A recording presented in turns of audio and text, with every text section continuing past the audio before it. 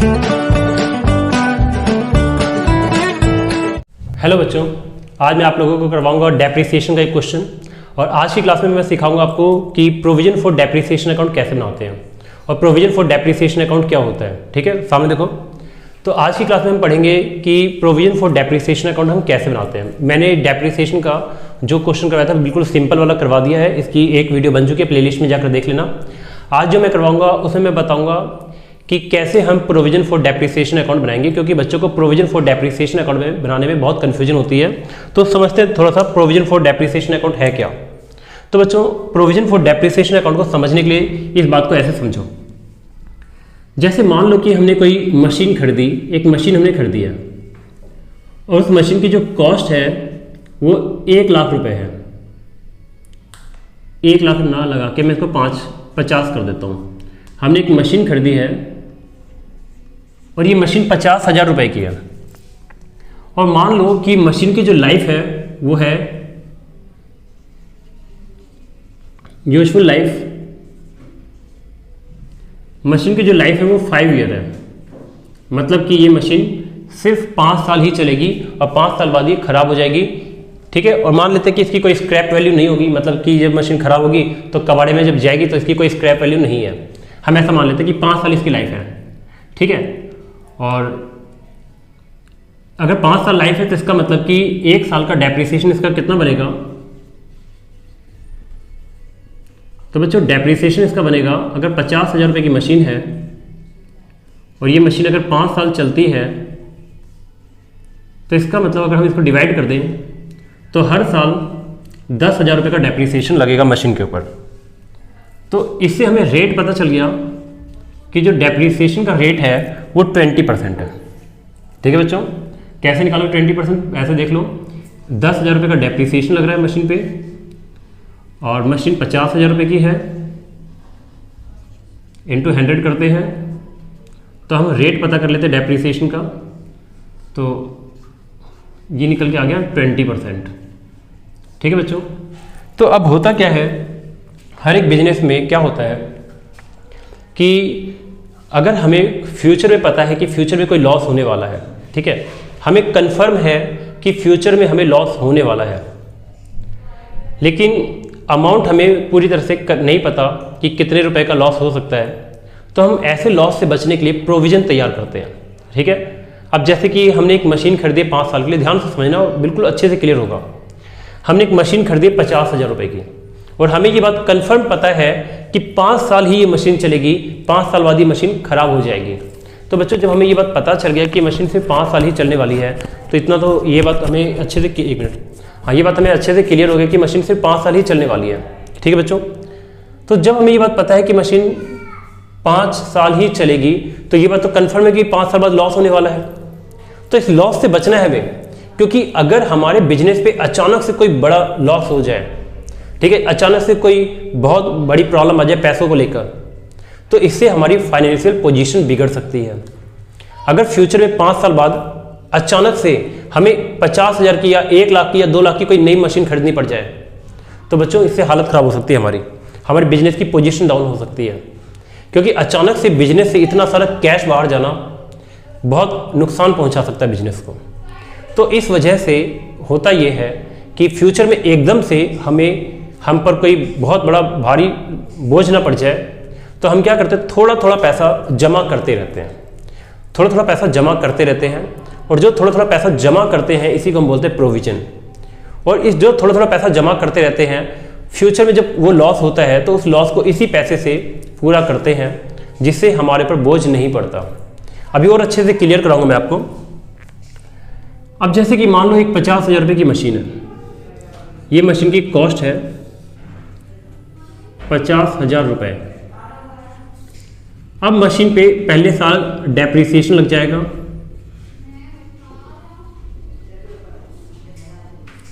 मतलब 50 का 10%, सॉरी 20%, 10,000 आएगा। अभी मशीन हो जाएगी 40 की। इसी तरीके जो मशीन की 40 की वैल्यू होगी इसको बोलेंगे WDV, रिटर्न डाउन वैल्यू, यानी 1 साल बाद मशीन 40 की हो जाएगी। फिर दूसरे साल फिर इस पर डेप्रिसिएशन लगेगा, 10,000 का, और मशीन हो जाएगी 30,000 रुपये की। ये इसकी WDV रिटर्न डाउन वैल्यू 2 साल बाद मशीन की 30 होगी। फिर इसी तरीके से डेप्रिसिएशन फिर लगेगा 10,000 रुपये का। तो बच्चों अभी मशीन कितने की हो जाएगी? 20,000 रुपये की। तो बच्चों स्पेस की प्रॉब्लम है तो मैं ऐसे ही समझाता हूँ। एक टाइम ऐसा आएगा जब मशीन की वैल्यू 0 हो जाएगी, उसकी रिटर्न डाउन वैल्यू क्या हो जाएगी? मशीन की 0। बात समझ आ गई बच्चों? अगर मशीन एक टाइम ऐसा भी आएगा कि जब इस मशीन की वैल्यू क्या हो जाएगी? 0। तो बच्चों जब मशीन की वैल्यू 0 हो जाएगी तो एक प्रॉब्लम आएगी हमारे सामने। मशीन की वैल्यू 0 हो जाएगी और यानी कि ये मशीन 5 साल बाद काम के, शायद ऐसा भी हो सकता है कि मशीन की वैल्यू 0 होने के बाद मशीन चलती रहे, और ऐसा भी हो सकता है कि मशीन की वैल्यू 0 हो गई तो ये मशीन पूरी तरह से ख़राब भी हो गई है और आगे ये मशीन काम की नहीं है। अब हमें एक नई मशीन खरीदनी पड़ेगी। अब हमें ये पुरानी मशीन हटाना पड़ेगा और पुरानी मशीन हटा के एक नई मशीन खरीदनी पड़ेगी। ध्यान से समझो मैं क्या कह रहा हूँ। 5 साल बाद जब ये मशीन की वैल्यू 0 हो जाएगी, मशीन खराब हो जाएगी, तो हमें इस पुरानी मशीन को हटाना पड़ेगा और हमें एक नई मशीन लगानी पड़ेगी, जिसे हम बोलेंगे मशीन को रिप्लेस करना है, रिप्लेसमेंट करना है मशीन की। पुरानी मशीन हटा के नई मशीन खरीदनी है। बच्चों एक बात सोच के देखो, दो फर्में हैं। एक फर्म क्या करती है, उसको मालूम है कि 5 साल बाद उसकी मशीन खराब हो जाएगी, तो वो उस लॉस से बचने के लिए कोई तैयारी नहीं करती है। और एक दूसरी कंपनी है, वो क्या करती है कि उसको मालूम कि 5 साल बाद उसकी मशीन 0 हो जाएगी, तो उसके लिए तैयारी करती है, पैसे जमा करती है प्रोविजन में। तो जो पैसे जमा करती है उसके सामने फ्यूचर में कोई प्रॉब्लम नहीं आएगी। जैसे एक छोटा सा एग्जांपल देता हूं मैं, समझो इस बात को।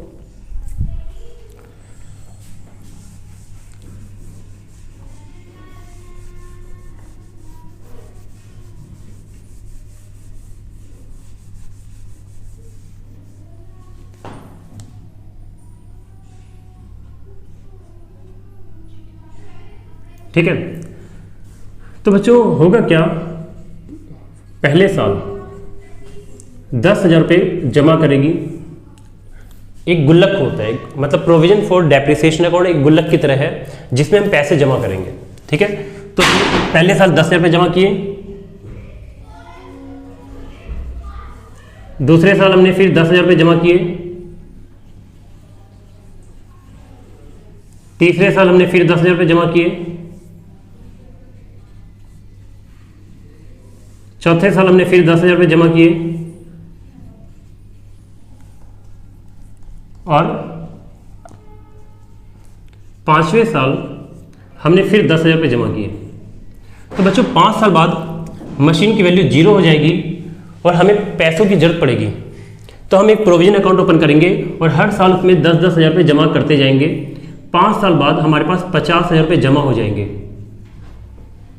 तो बच्चों जितने रुपए का डेप्रिसिएशन लगेगा उतने रुपए हम जमा करेंगे। पहले साल 10,000 का डेप लगेगा तो गुल्लक में 10,000 रुपये जमा कर देंगे, दूसरे साल फिर 10,000 का डेप लगेगा, गुल्लक में फिर 10,000 रुपये जमा कर देंगे, तीसरे साल फिर 10,000 का डेप लगेगा, गुल्लक में फिर 10,000 रुपये जमा कर देंगे।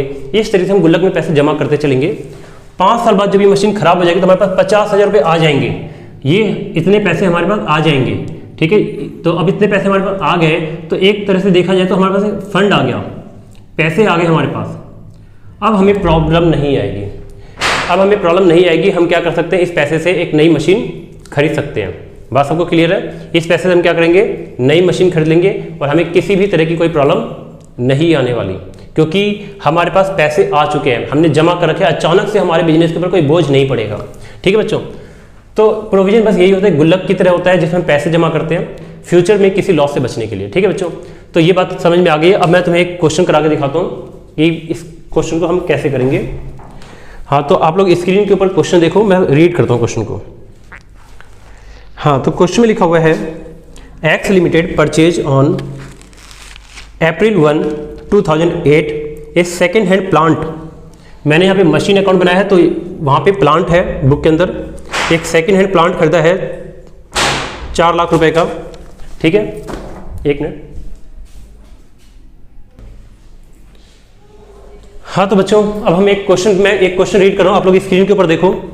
ठीक है, हाँ, क्वेश्चन में लिखा है, x limited purchase on 1 April 2008 A second hand plant 4 lakh and immediately spent 80,000 for its overhauling and 20,000 for its installation।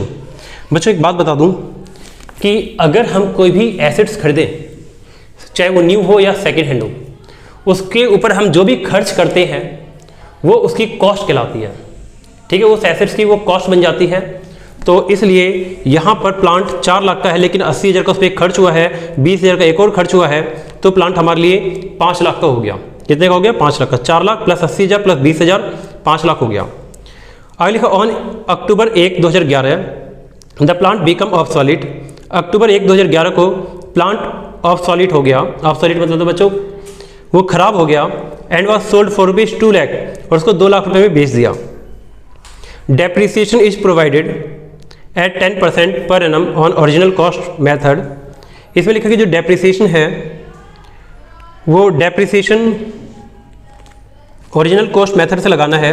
Original cost method को फिक्स इंस्टॉलेशन मेथड भी बोलते हैं और इसे स्ट्रेट लाइन मेथड भी बोलते हैं। तो इस मेथड से डेप्रिसिएशन लगाना 10% का रेट है। Accounts are close each year on 31 March. हर साल अकाउंट 31 मार्च को बंद कर दिए जाते हैं। Show the necessary ledger account assuming that provision for depreciation account is not maintained. और बी पार्ट है इसका, provision for depreciation account is maintained. 2 तरीके से अकाउंट बनाने हैं, एक में प्रोविजन फॉर डेप्रिसिएशन अकाउंट नहीं बनाना और एक में प्रोविजन फॉर डेप्रिसिएशन अकाउंट बनाना है। ठीक है बच्चों, तो 2 तरीके से है, तो मैं दोनों तरीके करवा रहा हूँ एक एक करके। सॉरी, दोनों नहीं कराऊंगा, पहला तरीका करवा रखा है, एक वीडियो में देख लेना, पहला तरीका करवा रखा है। आज मैं सिर्फ प्रोविजन वाला करवाऊंगा। ठीक है, तो बच्चों स्टार्ट करते हैं। तो यहाँ पे मशीनरी की जगह पे मैं कर देता हूँ प्लांट।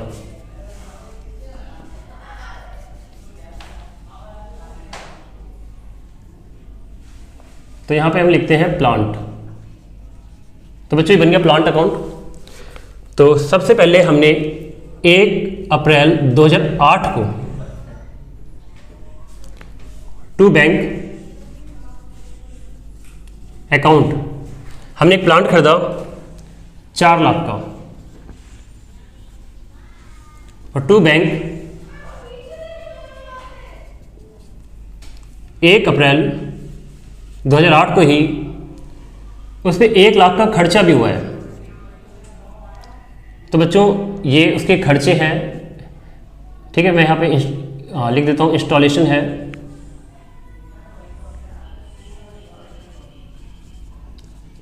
तो इतने रुपए का खर्चा भी हुआ है। ठीक है, तो ये 5 लाख की हो गई। ठीक है, अब करना क्या इस मेथड के अंदर, इस मेथड में किसी भी तरह का डेप्रिसिएशन हमें इस अकाउंट में नहीं दिखाना। और ये एक मशीन प्लांट एक एसेट्स अकाउंट है जो डेबिट से बढ़ेगा और क्रेडिट से ही घटेगा। ठीक है, अब हम जब भी प्लांट खरीदेंगे तो हम डेबिट करेंगे, और अगर हम प्लांट बेचेंगे तो क्रेडिट करेंगे। तो बच्चों अब हम 1 अप्रैल 2008 का हमारा अकाउंट स्टार्ट है। अब अकाउंट बंद हमेशा करना पड़ेगा आपको, और अकाउंट बंद होगा हमेशा 31 मार्च को। तो 1 अप्रैल 8 को आपने एक एसेट्स खरीदी है, 31 मार्च 9 1 साल पूरे हो जाएंगे और आपको अकाउंट बंद करना पड़ेगा। और अकाउंट बंद करने के लिए बाई बैलेंस सीडी लिखना पड़ेगा। बाई बैलेंस सीडी में हमें बराबर करना पड़ता है, जो डिफरेंस आता है वो लिखना पड़ता है यहाँ पे। तो इधर का टोटल 5 लाख है, तो मतलब यहाँ पे 5 लाख लिखना पड़ेगा। और दोनों अकाउंट हो गए बंद, ये मतलब इस साल का अकाउंट हो गया बंद। इसका मतलब कि हमारे पास 5 लाख की मशीन है एंड में। अब बच्चों हर एक बार हर साल 31 मार्च को अकाउंट बंद होगा तो 1 अप्रैल का अकाउंट फिर से चालू होगा। 31 मार्च 9 का अकाउंट बंद हो गया, और अगले दिन 31 मार्च 9 के बाद अगला दिन क्या आता है? 1 अप्रैल 9 अकाउंट फिर से ओपन होगा और हम लिखेंगे टू बैलेंस बीडी। मतलब कि पिछले साल का क्लोजिंग बैलेंस सीडी होता है और इस साल का ओपनिंग बैलेंस बीडी होता है। तो पिछले साल का क्लोजिंग बैलेंस हमेशा इस साल का ओपनिंग बैलेंस बनेगा। पिछले साल का क्लोजिंग बैलेंस 5 लाख था, इस साल का ओपनिंग बैलेंस 5 लाख हो जाएगा। ठीक है बच्चों, 1 अप्रैल को नया साल स्टार्ट हो गया। फिर 31 मार्च 10 आ जाएगा, बाई बैलेंस सीडी 5 लाख यहाँ भी लिख देंगे। और ये दूसरे साल का भी अकाउंट बच्चों बंद हो गया। बराबर करने के लिए बैलेंस सीडी लिखना पड़ता है। 5 लाख यहाँ है, अकाउंट बंद होगा तो 5 लाख यहाँ लिख के बराबर कर देंगे।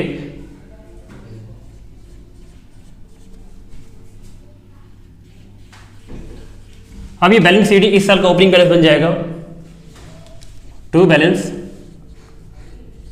BD 1 अप्रैल 10 को। पिछले साल का क्लोजिंग बैलेंस 5 लाख, इस साल का ओपनिंग बैलेंस बन जाएगा 5 लाख। अब बच्चों यहाँ पे क्वेश्चन में लिखा हुआ है, क्वेश्चन को ध्यान से पढ़ोगे तो, कि 1 अक्टूबर 2011 को प्लांट हमने बेच दिया 2 लाख रुपए में। तो बच्चों प्लांट एक एसेट्स है, डेबिट से प्लस होगा, क्रेडिट से माइनस होगा। डेबिट से प्लस होगा, क्रेडिट से माइनस होगा। हमने जब प्लांट खरीदा था तो हमने डेबिट में एंट्री की थी, अब हम प्लांट बेच रहे हैं तो क्रेडिट में लिखेंगे 1 अक्टूबर 10 को ही, क्योंकि 1 अक्टूबर हम कब बेच रहे हैं, 1 अक्टूबर 11 को बेच रहे हैं। ठीक है बच्चों, तो 1 साल अभी नहीं बेच रहे, 11 को बेच रहे हैं, अगले साल बेच रहे हैं।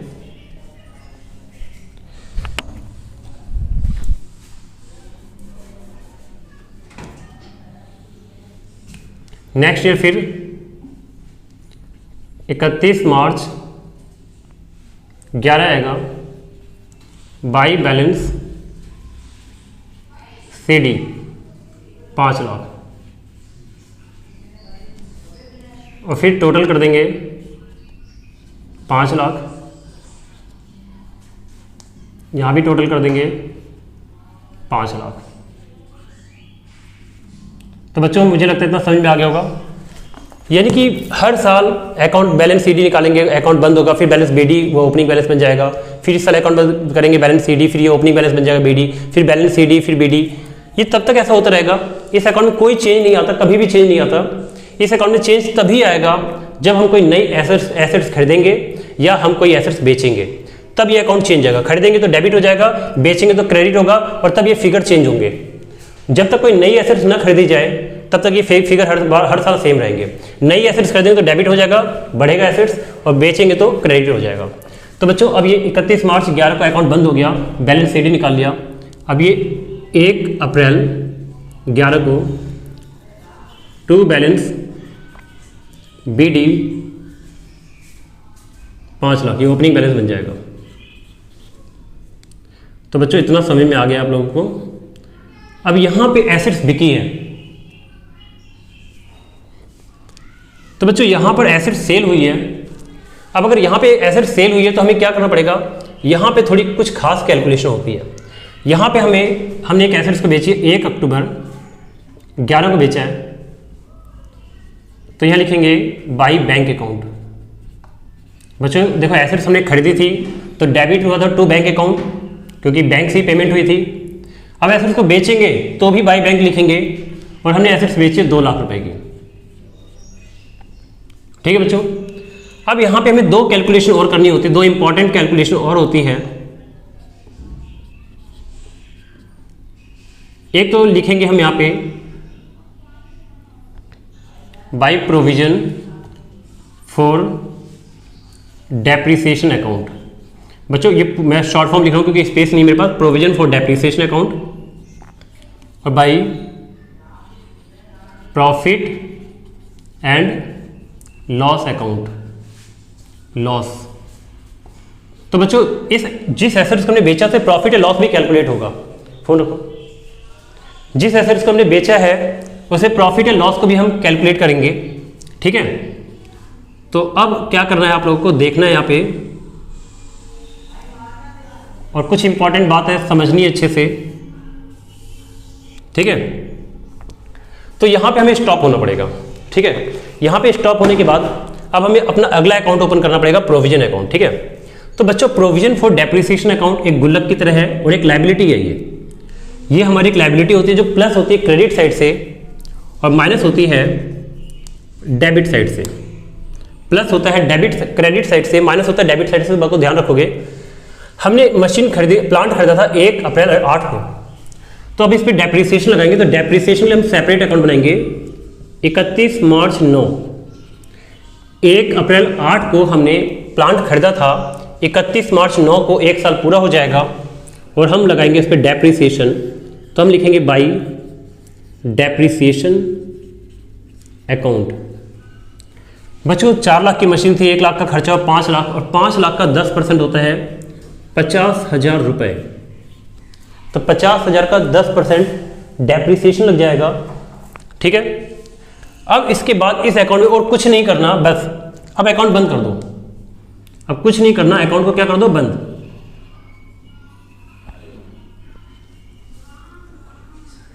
अब लेकिन यहां 50,000 का डेप्रिसिएशन लगा है तो दोनों साइड बराबर तो नहीं हो रहा, तो बराबर करने के लिए यहां लिखेंगे टू बैलेंस CD, मतलब कि 50,000 का बैलेंस, ठीक है। और डेट आएगी 31 मार्च 9, क्योंकि अकाउंट हमेशा एंड में बंद होता है, तो 31 मार्च 9 को अकाउंट बंद हो रहा है और डेप्रिसिएशन भी एंड में लगता है, तो हमेशा दोनों में एंड वाली डेट आएगी। बच्चों ये अकाउंट हो गया बंद। 50,000 रुपये का टोटल आएगा इसका। अब ये बैलेंस CD जो है अगले साल का ओपनिंग बैलेंस बन जाएगा। मैंने कहा ना हमेशा बैलेंस CD नेक्स्ट ईयर में ओपनिंग बैलेंस बनता है। 1 अप्रैल 31 मार्च 9 के बाद 1 अप्रैल 9 आएगा, बाई बैलेंस BD। 50,000 का पिछले साल का बैलेंस, यानी पिछले साल का क्लोजिंग बैलेंस इस साल का ओपनिंग बैलेंस बनेगा। बच्चों 1 साल का हुआ। अब हम दूसरे साल का डेप्रिसिएशन लगाएंगे 31 मार्च 10 बाई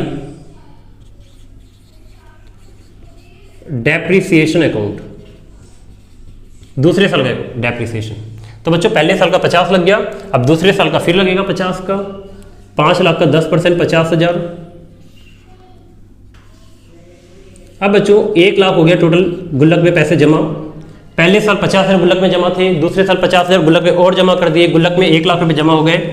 तो इसको अकाउंट बंद करने के लिए लिखेंगे टू बैलेंस CD। क्या लिखेंगे, टू बैलेंस CD। और 31 मार्च 10 को ही बैलेंस CD निकालेंगे, क्योंकि हमेशा एंड में निकाला जाता है बैलेंस CD। डेप्रिसिएशन भी एंड में लगता है 31 मार्च 10 और बैलेंस CD भी एंड में निकलता है 31 मार्च 10, ठीक है। तो टोटल 1 लाख आ रहा है वहाँ, तो यहाँ भी 1 लाख लिखना पड़ेगा और ये हो गया बराबर। तो बच्चों 2 साल का अकाउंट बन गया। ये बैलेंस CD इधर आ जाएगा 1 अप्रैल 10 को, ठीक है। ये बैलेंस CD यहाँ के बैलेंस BD बन जाएगा बाई बैलेंस BD।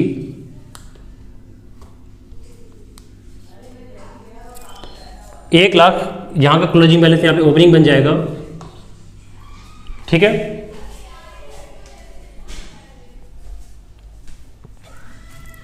फिर 31 मार्च 11 आएगा बाई डेप्रिसिएशन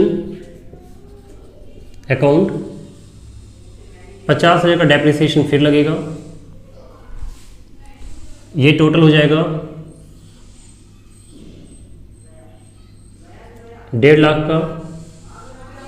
अब बच्चों इधर 1.5 लाख है, तो बराबर करने के लिए यहां भी 1.5 लाख लिखना पड़ेगा। टू बैलेंस CD 1.5 लाख, और फिर ये भी बराबर हो जाएगा 1.5 लाख। मतलब कि 1 लाख पुराना गुल्लक में जमा था, पुराना डेप्रिसिएशन था, 50,000 का डेप्रिसिएशन और लगा दिया, टोटल हो गया 1.5 लाख। तो बैलेंस CD 1.5 लाख 31 मार्च 11 को। तो बच्चों यहाँ तक तो समझ में आ गया।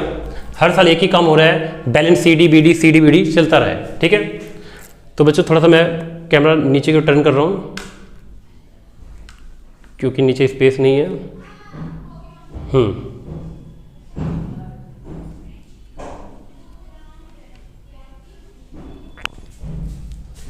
अब देखो आगे बच्चों, 31 मार्च 11 को जो बैलेंस CD है वो अगले साल फिर 1 अप्रैल 11 को ओपनिंग बैलेंस बन जाएगा बाई बैलेंस BD 1.5 लाख। यहां तक तो बच्चों कोई दिक्कत वाली बात नहीं थी। हर साल ये हुआ, पहले साल डेप लगाया, फिर बैलेंस CD, फिर बैलेंस BD, फिर दूसरे साल डेप लगाया, दोनों को जोड़ के फिर बैलेंस CD, फिर बैलेंस BD, फिर तीसरे साल डेप लगाया, फिर इनको जोड़ के फिर बैलेंस CD, और ये बैलेंस CD आके बैलेंस BD बन गया। यहाँ तक कोई दिक्कत नहीं थी।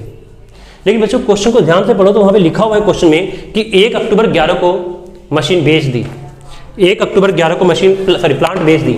बच्चों अगर 1 अक्टूबर 11 को प्लांट बेच दिया तो अक्टूबर तक का डेप्रिसिएशन लगना चाहिए, अक्टूबर तक का डेप्रिसिएशन लगना चाहिए। ध्यान से सुनो इस बात को, 1 अक्टूबर 11 को अगर प्लांट बेच दिया तो अक्टूबर तक का डेप्रिसिएशन लगना चाहिए। अब अक्टूबर तक का डेप्रिसिएशन कितना आएगा? 5 लाख का प्लांट था, 10% डेप्रिसिएशन था, अक्टूबर तक बनते हैं 6 महीने, अप्रैल से अक्टूबर, अप्रैल से लेके, क्योंकि अप्रैल से ही काउंटिंग होती है साल की, अप्रैल से लेके अक्टूबर तक 6 महीने इस्तेमाल हुआ है, तो 6/12 करेंगे, 0 से 0 कट गया, 0 से 0 कट गया, 6 दूनी 12, 2 बार में कट गया, और इसको काटेंगे 25,000 रुपये। तो बच्चों अब डेप्रिसिएशन आएगा बाई डेप्रिसिएशन अकाउंट 25,000 रुपये। अब बच्चों एक बहुत इंपॉर्टेंट बात है जो आपको समझनी और ध्यान देनी है। मैंने कहा था ये गुल्लक है, इस गुल्लक में पैसे जमा होते हैं। तो पहले हमने 50,000 जितने पैसे हम जमा कर रहे थे सबको हम क्रेडिट कर रहे थे, और गुल्लक से निकालेंगे तो डेबिट करेंगे। तो ध्यान से सुनो इस बात को, गुल्लक में पैसे तब तक रहेंगे जब तक एसेट्स रहेगी, एसेट्स बिकते ही गुल्लक से पैसे निकाल लेंगे। फिर से सुनो, गुल्लक में पैसे तब तक रहेंगे जब तक एसेट्स हमारे पास रहेगी, एसेट्स के बिकते ही गुल्लक से पैसे निकाल लेंगे। तो बच्चों इस गुल्लक में अभी कितने रुपए जमा हो चुके हैं? 1,75,000 रुपये। गुल्लक में 1,75,000 रुपये जमा है बच्चों, ठीक है। अब 1,75,000 रुपये को निकालना है क्योंकि एसेट्स बिक गई है। तो हम क्या करें, जिस डेट को बिकी उस डेट का वही डेट आएगी, 1 अक्टूबर 11 को टू प्लांट अकाउंट ट्रांसफर। तो बच्चों अब ये गुल्लक से पैसे निकल गए, मैं गुल्लक में पैसे जमा करते हैं तो क्या करते हैं, क्रेडिट करते हैं। तो मैंने कहा क्रेडिट, जितने बार हम डेप्रिसिएशन लगा रहे थे, देखो डेप्रिसिएशन गुल्लक में 50,000 जमा हुए थे, डेप्रिसिएशन गुल्लक में 50 फिर जमा हुए, डेप्रिसिएशन गुल्लक में 50,000 फिर जमा हुए, और आखिरी साल में सिर्फ 6 महीने इस्तेमाल हुआ, तो डेप्रिसिएशन करके गुल्लक में 25,000 रुपये जमा हुए। प्रोविजन एक गुल्लक की तरह है, तो टोटल 1,75,000 रुपये जमा हो गए गुल्लक में। लेकिन अब एसेट्स बिक गए तो 1,75,000 रुपये बाहर निकलेंगे, तो हम उसको डेबिट कर देंगे। देखो डेबिट से डेबिट, यहाँ पे डेबिट लिखा हुआ है, डेबिट माइनस, तो गुल्लक से पैसे निकालेंगे तो क्या हो जाएगा, डेबिट हो जाएगा। 1,75,000 रुपये क्या हो जाएगा, डेबिट हो जाएगा। और यहाँ लिखिए टू प्लांट अकाउंट, और फिर ये अकाउंट बंद हो जाएगा, टोटल कर देंगे 1,75,000 रुपये। तो बच्चों ये अकाउंट तो हो गया बंद। चलो बच्चों अब एक इंपॉर्टेंट बात और, ये जो डेप्रिसिएशन है 1,75,000 रुपये, मैंने लिखा प्लांट, मतलब ये प्लांट अकाउंट में जाएगा। कहाँ जाएगा ये, प्लांट अकाउंट में। तो ये देखो मैं हल्का सा एक एरो बना रहा हूँ, ये जाएगा प्लांट अकाउंट में। ये रहा यहाँ पे प्रोविजन फॉर डेप्रिसिएशन नाम से 1,75,000 रुपये, ये प्लांट अकाउंट में चला जाएगा। बात समझ आ गई? तो इसका मतलब ये है कि हमने प्लांट जो बेचा वो 2 लाख का प्लांट बेचा, और उस प्लांट पे 1,75,000 का डेप्रिसिएशन लग गया। उस प्लांट पे क्या हो गया, 1,75,000 में क्या हो गया बच्चों, डेप्रिसिएशन लग गया। ठीक है, तो हमने यहाँ पे जो भी टोटल डेप्रिसिएशन आया है उसको हम इधर ट्रांसफर कर देते हैं क्रेडिट साइड में। 1,75,000 का डेप्रिसिएशन लग गया। अब बच्चों हम पता करते हैं प्रॉफिट हुआ है लॉस हुआ है।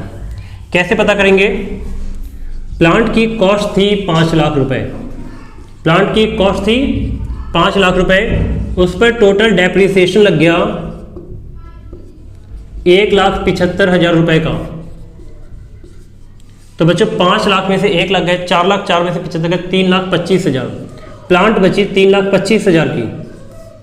तो बच्चों प्लांट की इतने की बची, उसकी WDV वैल्यू कितनी हो गई, 3,25,000 रुपये। और 3,25,000 का प्लांट हमने बेचा 2 लाख रुपए में। तो बताओ बच्चों 5 लाख के प्लांट पे 1,75,000 का डेप लग गया, तो प्लांट बचा 3,25,000 का, और 3,25,000 का प्लांट हमने 2 लाख में बेचा, तो हमें 1,25,000 रुपये का घाटा हो गया। ये है बच्चों लॉस ऑन सेल। तो बच्चों जो भी लॉस होते हैं वो प्रॉफिट एंड लॉस अकाउंट में ट्रांसफर हो जाते हैं। तो यह by profit and loss account करके 1,25,000 रुपये लिख देंगे, यानी कि 1,25,000 का लॉस हुआ है हमें। ठीक है बच्चों, और अब दोनों साइड बराबर हो जाएगा 5 लाख 5 लाख। बच्चों अभी इस अकाउंट में बैलेंस सीडी नहीं निकलेगा, क्योंकि एक ही मशीन थी, एक ही प्लांट था 5 लाख वाला, और वो बिक गया। तो कोई दूसरा प्लांट हमारे पास नहीं है, और ना ही कोई प्लांट बचा है। जब कोई प्लांट बचा ही नहीं तो कोई बैलेंस सीडी नहीं होगा इसका। ठीक है, और प्रोविजन का भी कोई बैलेंस सीडी नहीं निकलेगा, क्योंकि हमने सारा का सारा डेप्रिसिएशन निकाल लिया। ठीक है, अगर कोई प्लांट बचा होता तो डेप्रिसिएशन प्रोविजन का भी कुछ बैलेंस सीडी निकल कर आता। तो बच्चों आज के लिए सिर्फ इतना ही, ठीक है। बहुत ही सिंपल सा क्वेश्चन है, अच्छे से इसको नोट कर लेना, क्वेश्चन भी नोट कर लेना, सॉल्यूशन भी नोट कर लेना। समझ में ना आए तो एक बार वीडियो और देख लेना अच्छे से, सारे डाउट क्लियर हो जाएंगे। और अगर कोई डाउट हो तो कमेंट में पूछ लेना। आज के लिए सिर्फ इतना ही, बाकी हम नेक्स्ट में करते हैं।